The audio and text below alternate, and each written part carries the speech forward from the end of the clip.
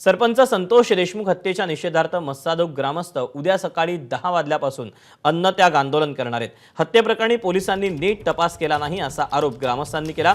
काही दिवसांपूर्वी संतोष देशमुखांचे भाऊ धनंजय देशमुखांनी टाकीवर चढून आंदोलन केलं होतं आणि विविध मागण्यांसाठी पोलिसांना मुदत दिली होती, मात्र त्या मागण्या पूर्ण न झाल्यानं ग्रामस्थांनी पुन्हा एकदा आंदोलनाचं हत्यार उपसलंय।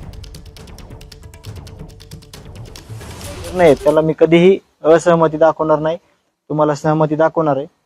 अतिशय शांततेत संवेदनशील मार्गाने आपण उद्यापासून आंदोलन चालू करत आहोत। लवकरात लवकर शिष्टमंडळ येईल अशी अपेक्षा धरू आपण। आणि जे काय आपल्या मागण्या आहेत त्या मागण्या प्रत्यक्ष ज्यावेळेस शिष्टमंडळ येईल त्यावेळेस आपल्या निवेदनातल्या मागण्या प्रामुख्याने आता आपल्याला आवश्यक कोणत्या आहेत त्या जरी त्यांनी शब्द दिले आपल्याला की ह्या मागण्या इतक्या दिवसात आपण करू, तरी देखील आपण त्याच्यावर विचार करू। तुम्ही सगळे गावकरी विचार करा आणि पुढील दिशा ठरवा।